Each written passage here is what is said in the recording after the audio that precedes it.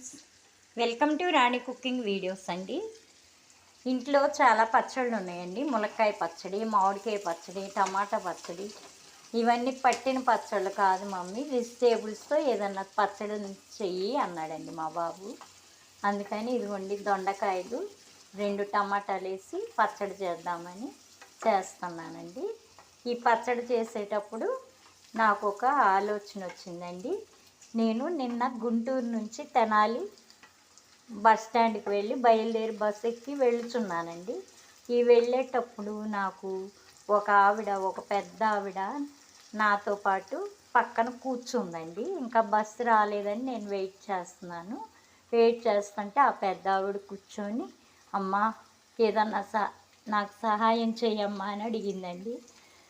ఆవిడ, అమ్మ నువ్వు ఎక్కడికి వెళ్ళాలమ్మా అంటే, అమ్మ నాకు ఎవరూ లేరమ్మా, నన్ను ఎవరూ చూడటం లేదు, నేను ఇక్కడ బస్ స్టాండ్లో ఉండి నీలాంటి అమ్మని ఎవరో ఒకరిని ఏదో ఒకటి అడుక్కొని ఇలా జీవిస్తున్నానమ్మా, పిల్లలు లేరా నీకు మా అమ్మగారు అని అడిగాను. అంటే ఉన్నారమ్మా, ఎవరి బ్రతుకులు వాళ్ళు బ్రతుకుతున్నారమ్మా, మరి మిమ్మల్ని చూడరా అన్న. వాళ్ళ నాన్న లేడమ్మా, నేను ఒక్కదాన్నే ఉన్నాను, వాళ్ళు నన్ను పట్టించుకోవట్లేదమ్మా, చూడట్లేదు, నాకై నేను బ్రతుకుతున్నాను అని చెప్పిందండి. అప్పుడు నా మనసు చాలా బాధపడిందండి. ఒక్క మనిషి తన బిడ్డల్ని కని పెంచి పెద్ద చేసి వాళ్ళు చూడకపోతే తను ఎంత బాధపడుతుందో అసలు ఏడుపు వచ్చేసిందండి నాకైతే. ఇంకా అంత బాధపడుతుంది ఆమె.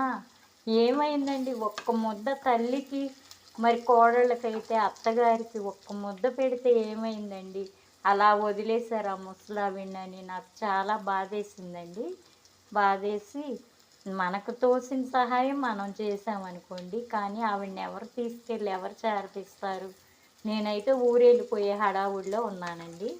ఇంకేం చేయలేకపోయాను. మనకు తోచిన సహాయం మనం చేసాము.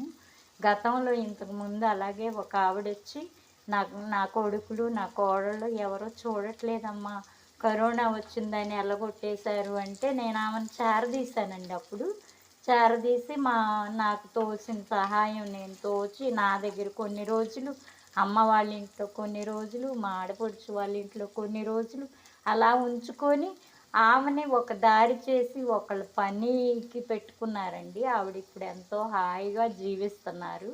అలాగే ప్రతి ఒక్కరు కూడా మనకు తోచిన సహాయం మనం చేయాలండి. చేస్తే ఎవ్వరు కూడా అట్లా అనాథులుగా మిగలరు కదండి. మనం చూస్తున్నాం అనాథాశ్రమాల్లో వదిలేస్తున్నారు. తల్లిదండ్రులే అత్తమామలే తల్లిదండ్రులు అనుకోవాలండి. కోడళ్ళు కొడుకులు కూడా పట్టించుకోవాలండి తల్లిదండ్రులని. నేను కోరుకునేది ఇదేనండి. ఎవరినైనా ప్రతి ఒక్కళ్ళని కూడా కోరుకుంటున్నానండి. మన పెద్దవాళ్ళని చూస్తే మనకి దేవుడి దగ్గర ఆశీస్సులు ఉంటాయండి. ఇదే నేను కోరుకుంటున్నానండి. పెద్దవాళ్ళని గౌరవించండి, పెద్దవాళ్ళని అనాథులుగా వదిలేయొద్దండి. అనాథాశ్రమాల్లో ఎంతోమందిని చూసి వచ్చానండి నేను. అక్కడ కూడా చాలామంది జాయిన్ చేసేసి ఎవరి డ్యూటీలకి వాళ్ళు వెళ్తున్నారని వాళ్ళందరూ చెప్తే ఆ రోజు అప్పుడు కూడా నేను ఎంతో బాధించానండి.